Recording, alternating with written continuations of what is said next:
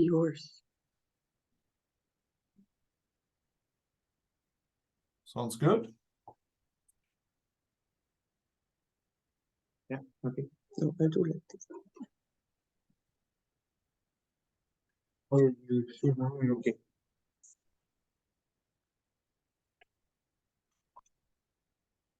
So we noch ein picture in the screen.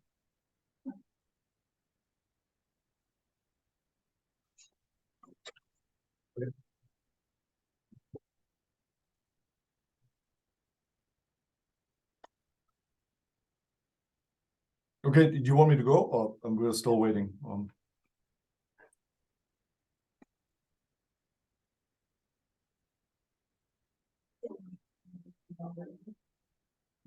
Yeah, you can just go ahead, Christian. Okay. So I want to thank Cyril for inviting me, and I have to give a few disclaimers. This was a very rushed job because I have, a grant renewal myself happening, and I had a studies section just last week. So this is rather rushed, and I pulled together some materials that span quite a few years yesterday evening. Yet I always enjoy talking about this, and we'll talk about multivariate analysis of grain data, basic introduction and applications, and this will be mainly based on PCA, or principal components analysis. And I for some of you, this might be somewhat simple, or I hope that even the sort of quant and literate people will get something out of it. I always do when I rethink some of these issues. So first of all, there is sorry, this is very slow, my screen. Oh yeah. First of all, there's a plug. I'm part of this molecular connectivity working group, and you can see Cyril is part of it too. They asked me to give a little plug for this. We are looking for new members, and oh, this is not showing up. There was a little programmatic slide here, what the group is dealing with, and we are always looking for new members, so you can approach me or Cyril afterwards.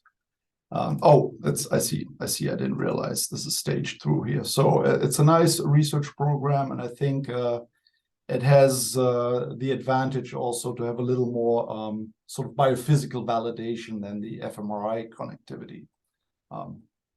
Okay, so let me get this out of the way. So that's my European family. Then I have, of course, my New York family, and I like this Buddhist mantra, and which I like very much. There is no I in fMRI, meaning you're always part of a team. And I want to thank all these people I've interacted with throughout the years, and usually nothing happens on an island of one in MRI. So and thank you for the National Institute on Aging. So there's a bit of a history. Yeah. Oh, sorry, I'm getting confused about my presenter view and my presenter view and the actual thing you see. So this is actually the thanks to all the American collaborators I had over the years. Okay, so this is a little opinionated as well as historical introduction, and I know some of you might be old enough. I certainly am getting older, and I remember a time. Although multivariate analysis frameworks are now part and parcel of neuroimaging analytics, I remember not too long ago when I was a postdoc, this was not the case, and there was a kind of culture war going on where the de facto gold standard in cognitive neuroimaging was multivariate analysis. And at the time, SPM, the software package, was kind of like Windows. It dominated the fMRI analytics world. And often, I remember hearing this on papers and even my first few grants where there was a strong bias towards univariate analysis, and people were suspicious of multivariate analysis, that it maybe had no false positive controls, that you would find something no matter what, replication and permutation tests, so any non-parametric statistics, that was not highly prized. Also, computers were much less powerful.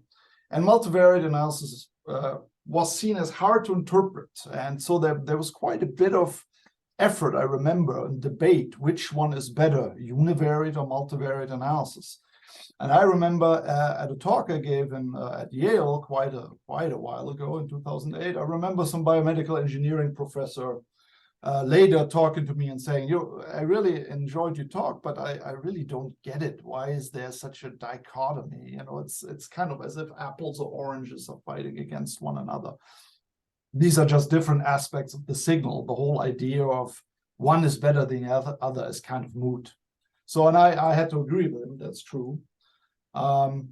It's also interesting that at the same time, as some of you maybe know, and I'm not giving them I'm giving him some short shrift today because this presentation was so rushed, doesn't have a lot of historical background, but multivariate analysis had already been performed for particularly FDG PET for decades. People have been going back to the 1980s. There's some of these names that are familiar: David Eidelberg, Barry Horwitz, Stan Rappaport, Jim Moller, Stephen Strother, many others, Randy McIntosh, I forgot here also, had been doing multivariate analysis in PET already well before.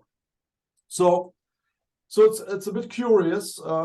As I said, that was then. Today, multivariate analysis is in the mainstream totally. The highly derivative frameworks that become very common, I would put it back to the GIFT package, the ICA package, as well as FSL when this came out in the mid-2000s. And that's a good thing, but sometimes I would say, and this is the opinionated part, sometimes people go overboard and make things very complicated and highly derivative, and it seems more for intellectual ownership than actual real science. That's the opinion piece here. Getting older and more grumpy. So I think we could try to, I'm striving for an informed use of multivariate or connectivity approaches where we follow this tradition of this great work that already dates back to the 1980s, while avoiding anti-Occam's razor tendencies. We want to make things as complicated as they need to be, but no more.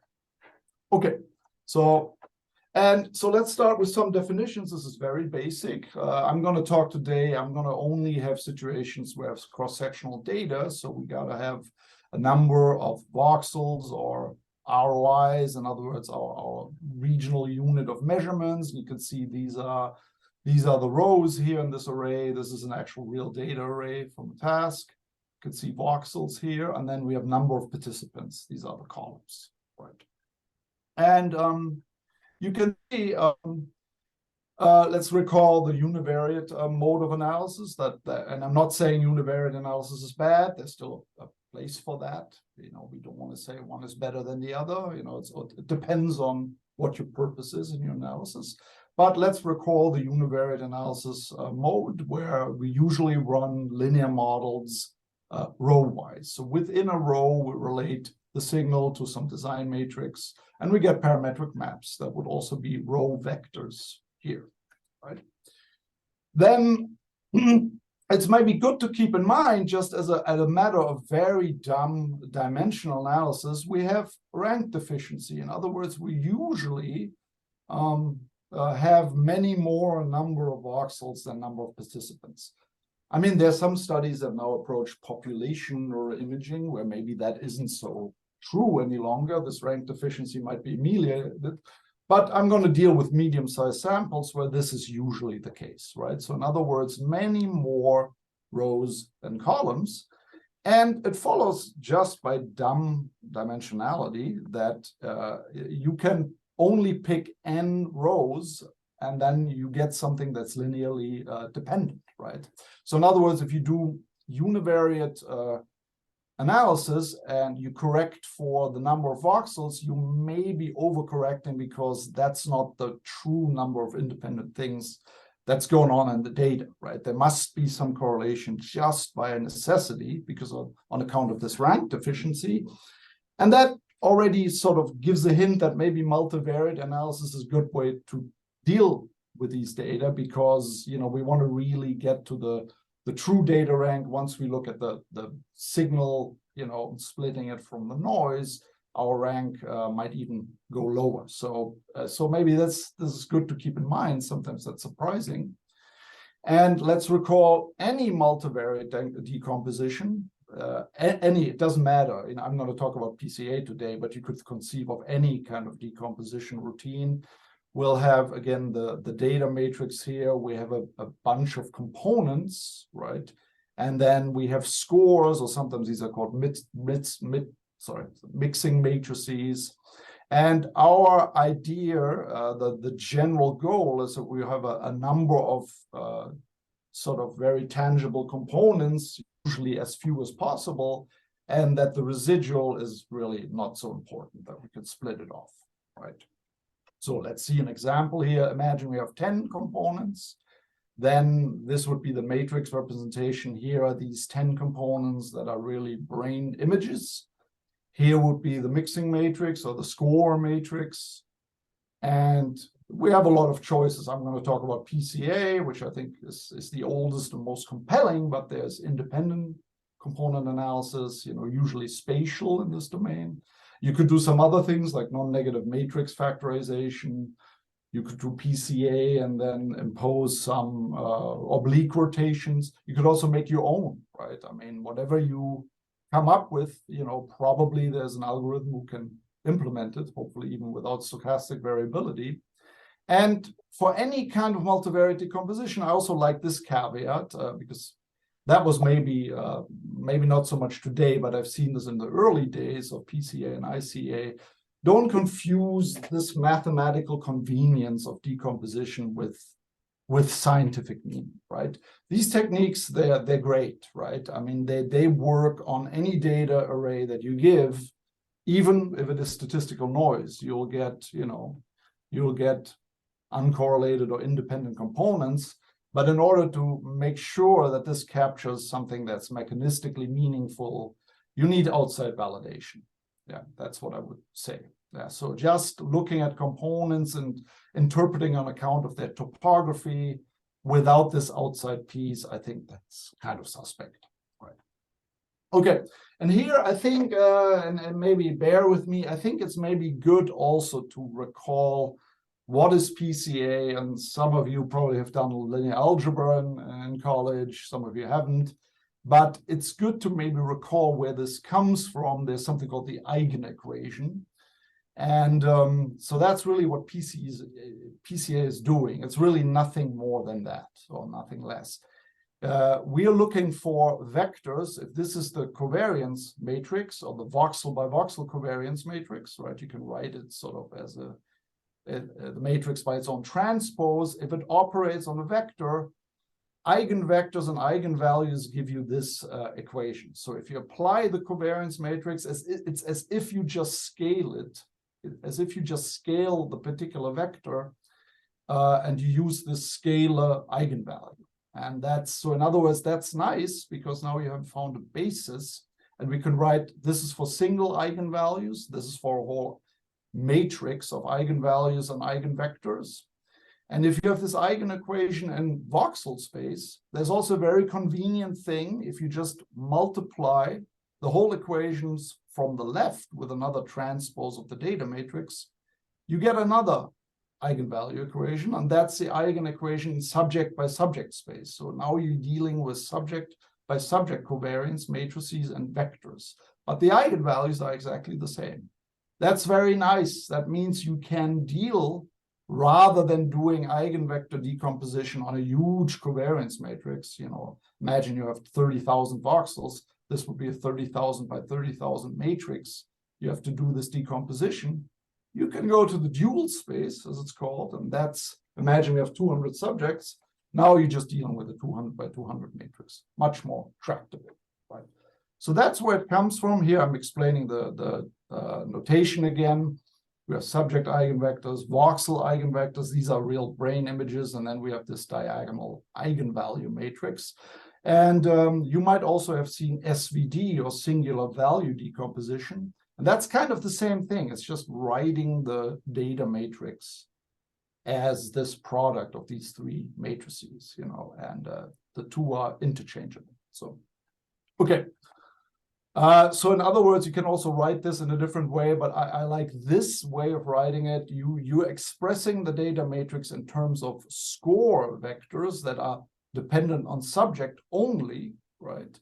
and principal component. And these are images that are only dependent on voxel location, right? And again, ideally, you would like to truncate this decomposition. We want to capture as much signal as possible and stripping off the noise, right? And I'm going to try to argue.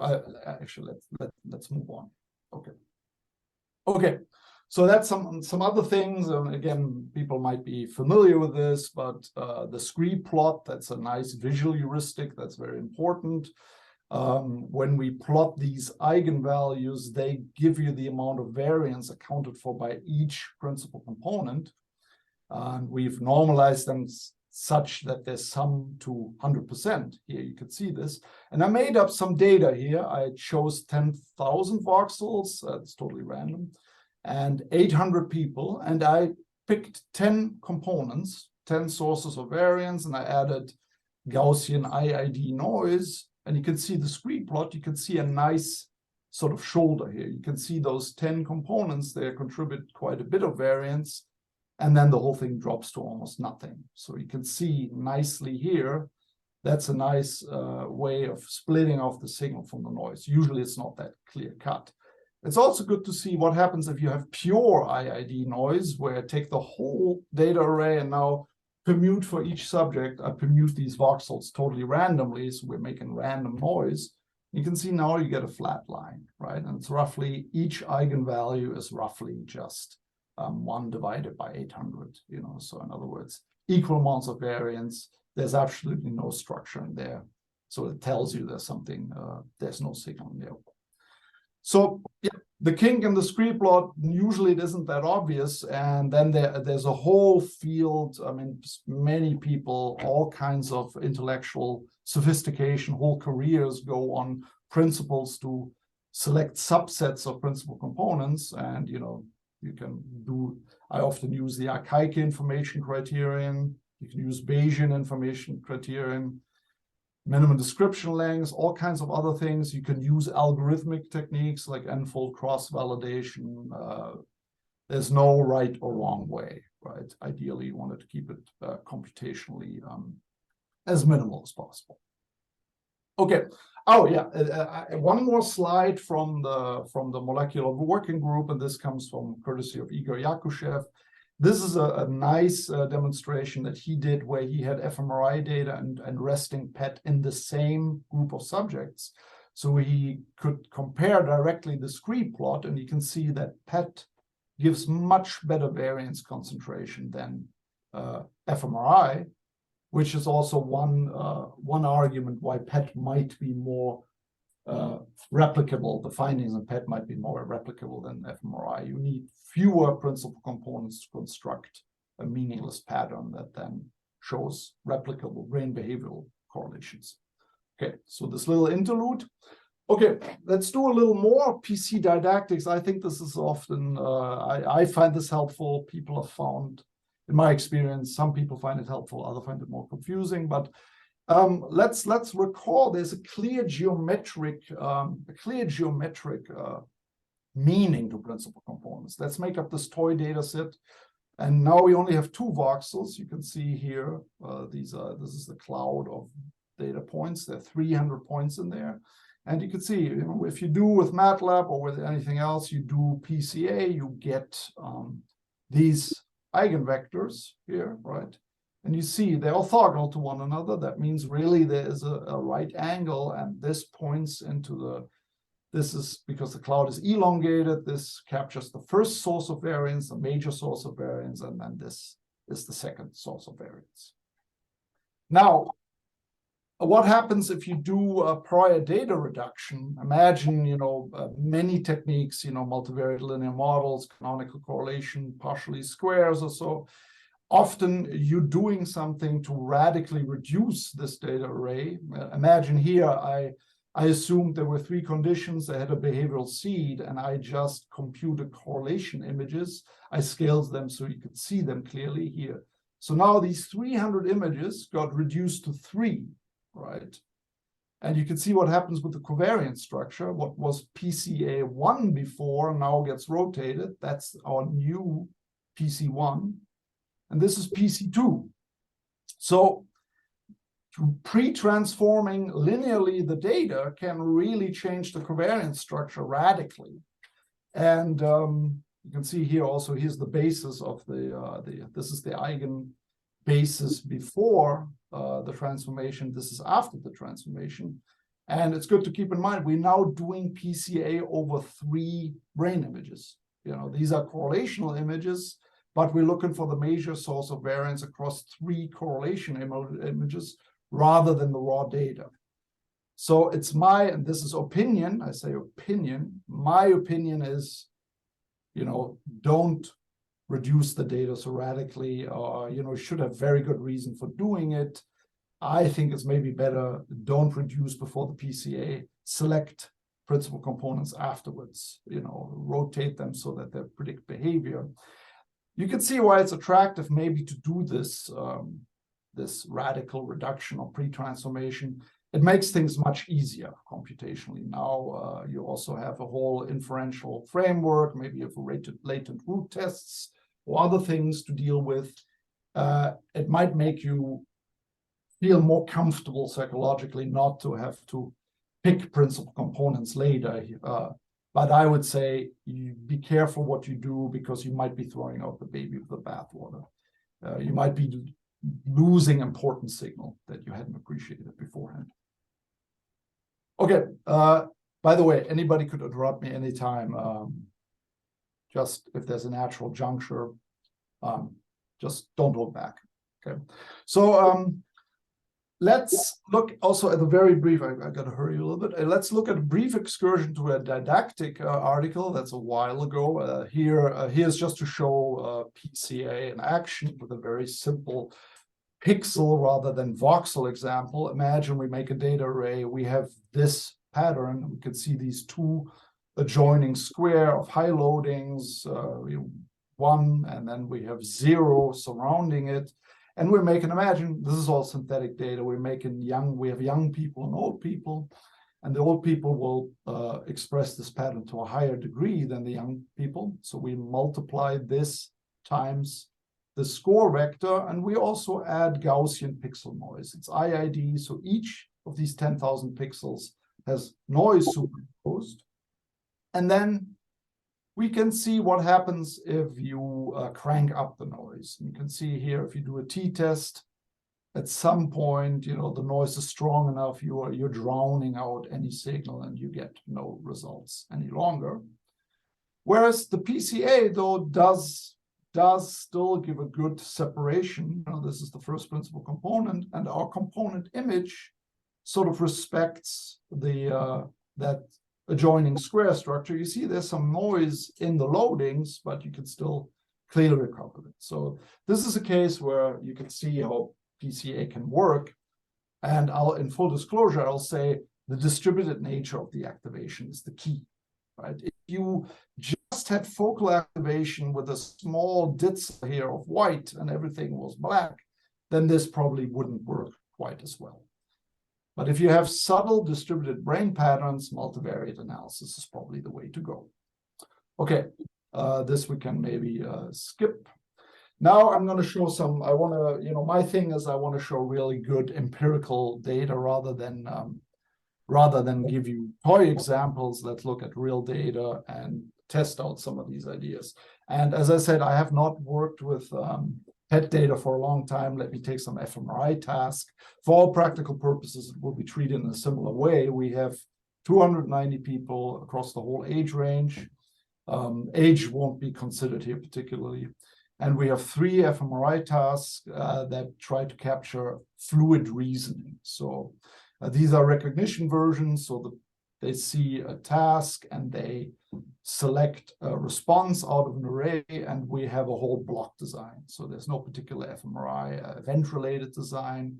One is a matrix reasoning task, probably many of you know. Then there are other things like a paper folding task where you follow how a paper is punched and then unfolded and you get the right answer. Then the same as letter set.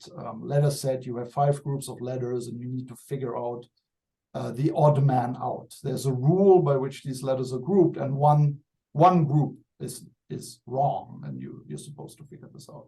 Our cognitive endpoint is the fraction of correct responses. So We'll first do the multivariate analysis. We're using this very old approach by my colleague and mentor, Jim Muller. It's called Scaled Subprofile Model, which is a form of PCA regression, we can really call it.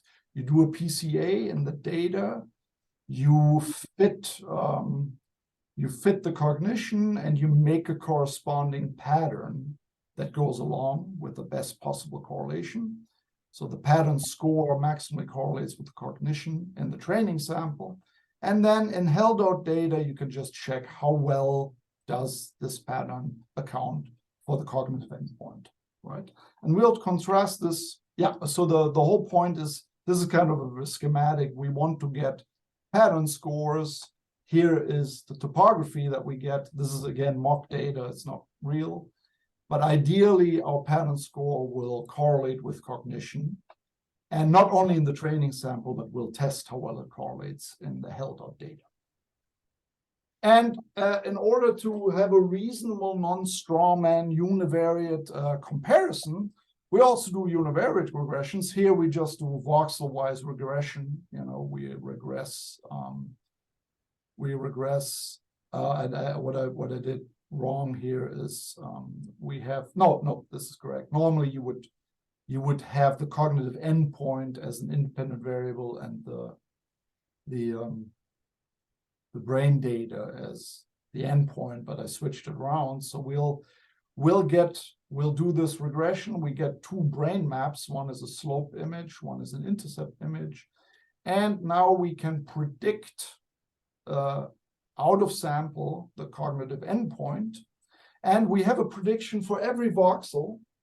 And in order to reduce this down, we just form a vote where we take the whole model significance. You know, you could take the F value in the training sample, right? So we compute a prediction and held out data for each voxel, weigh it by how significant that voxel was in the training sample. And then again, we correlate this vote prediction with the actual endpoint in the held out data, right? And so here we have 870 observations. Let's pick somewhat arbitrarily. We picked 600 in the training sample, 100 in the test sample, and we randomly apportioned these for every iteration, and we did 1,000 of these split samples, and every time tallied how well we predict the fraction of correct responses in the held out data, in the test sample, unseen data. And you can see here that the R-square and the held out data shows a clear advantage to the PCA compared to the univariate analysis, right? And we could say, well, how important is the rank deficiency? Imagine we now, we have roughly 30,000 voxels in here. Let's imagine we take 500 randomly, and we do this. If you do this, you could say the univariate doesn't really change very much. It's very stable. It doesn't lose much information. The PCA now drops, but we still are doing better, right? We drop from the median roughly at 1.2 for the R squared. So the whole cloud dropped down, but we're still doing a little better. Now we can make this even more extreme. We can pick out 50 randomly samples voxels. Now you see the two are almost indistinguishable, but so the PCA loses more and more information, but the two become roughly equivalent. Okay, so for fMRI data, that's usually the case, and I've seen this in many, many different kind of tasks. For structural data, it might be different. You might see that sometimes the univariate approach works better, but this is my anecdotal experience. Okay, so one thing that I think is always, and this might be, it comes more, I see this often with psychologists sometimes, they're I don't want to hate on psychologists. No, I've seen this with a lot of people. There's a temptation to just look at the whole.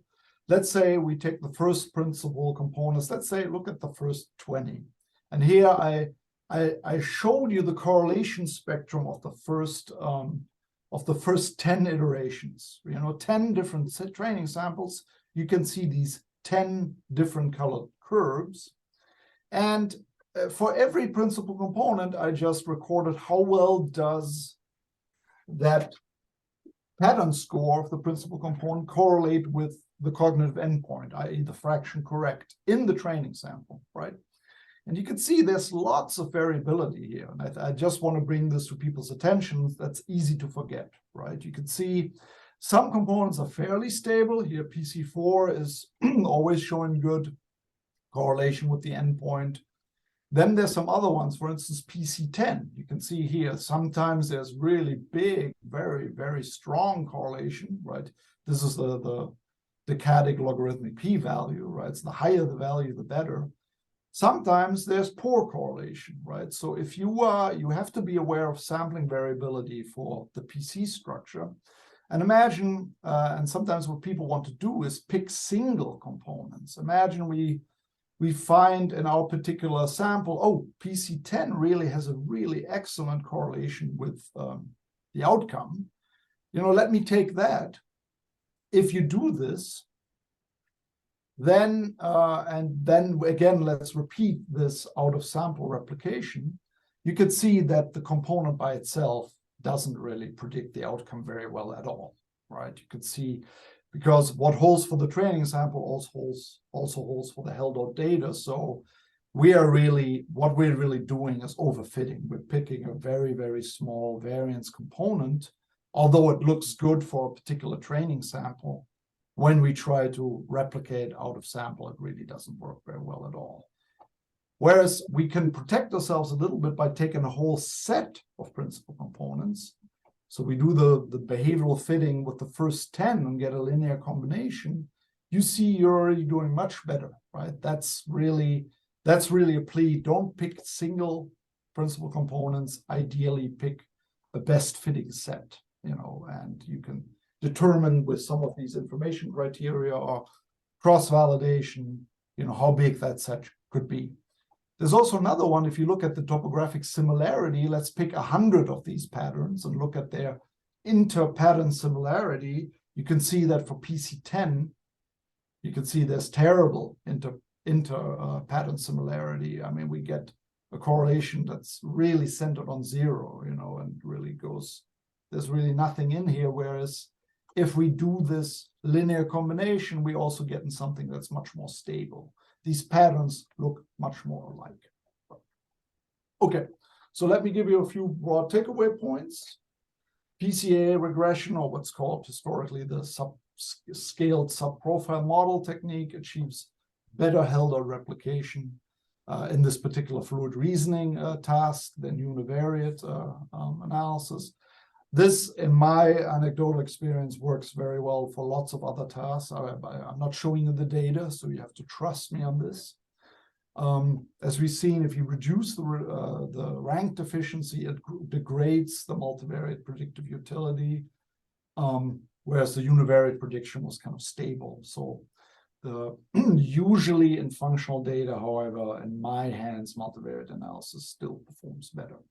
And then my caveat is to be aware of sampling variability and the need for non-parametric tests and split half tests. These things are now totally standard, and I think Stephen Strother has done a lot to popularize this, but this didn't used to always be the case, So also, if you have rank deficiency, there is not much parametric distribution theory available. You need to do non-parametric statistics like bootstrapping or permutation tests. Now you can ask, I came to this juncture and then I was like, oh, there's really no brain images in here. But how would you get a brain image? Yeah, as I said, you would do, for instance, and this I think Randy McIntosh maybe came up with this first, and I think it's a good way.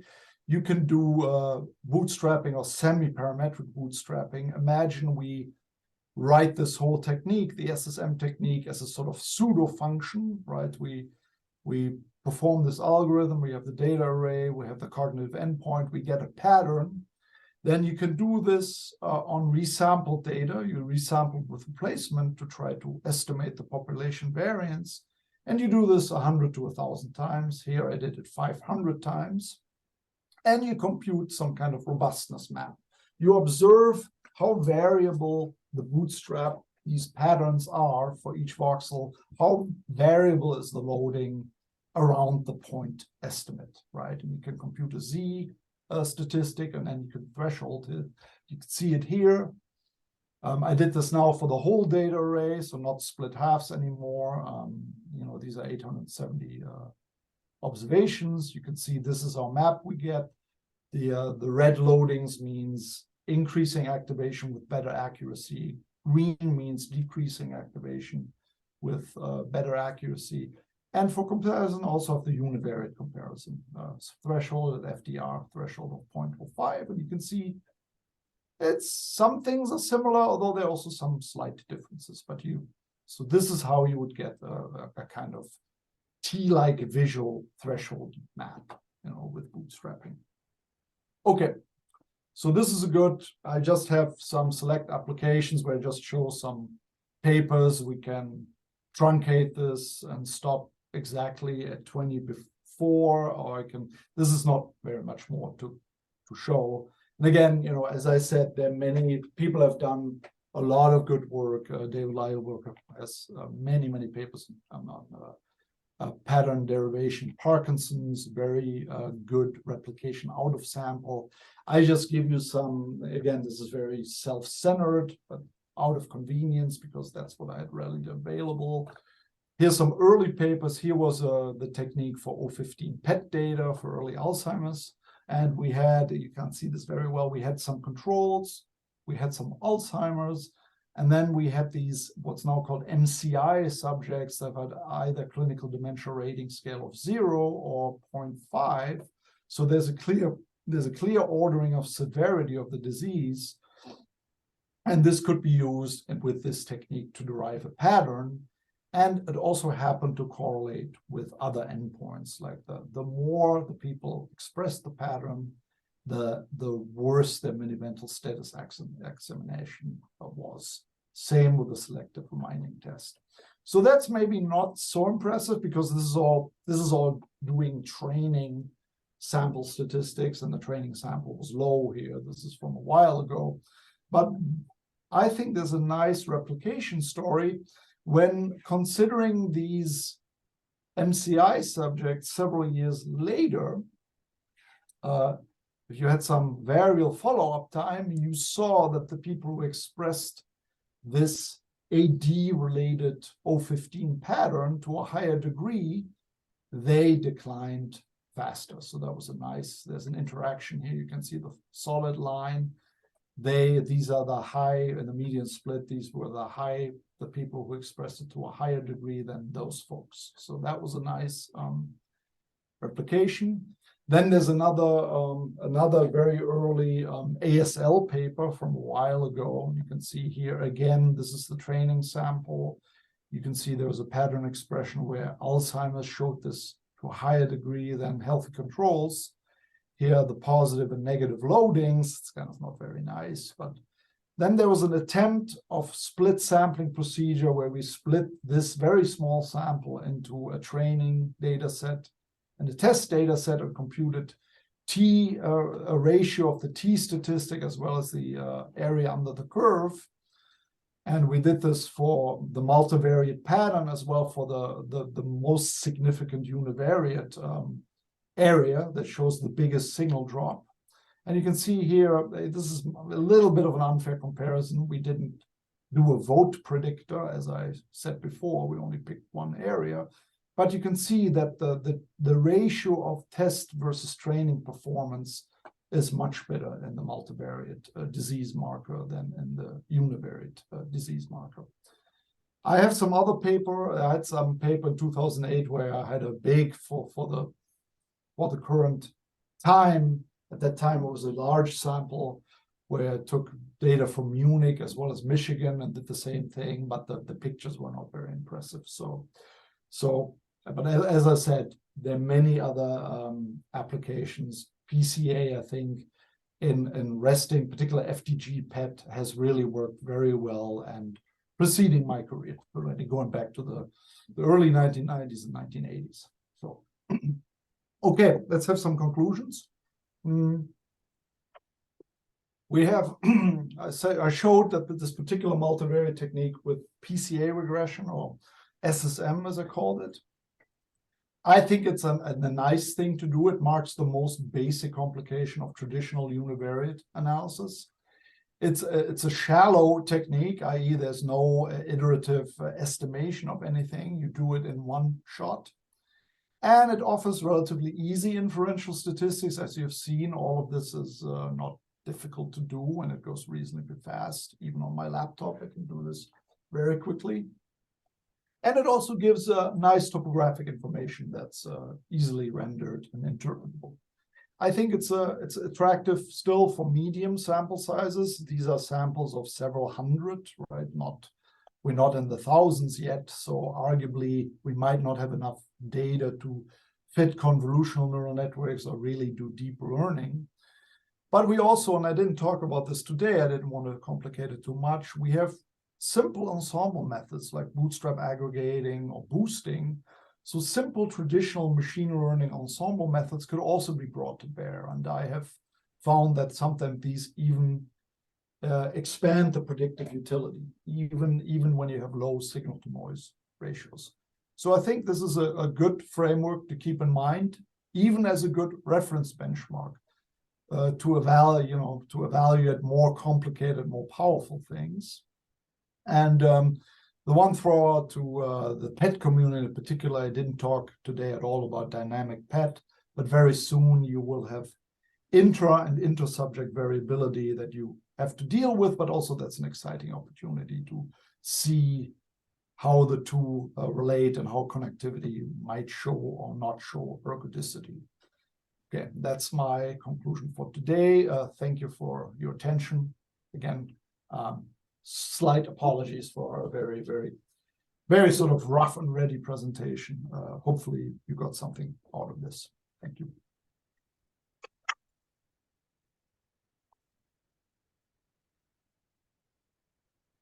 Thank you, Christian. Yep.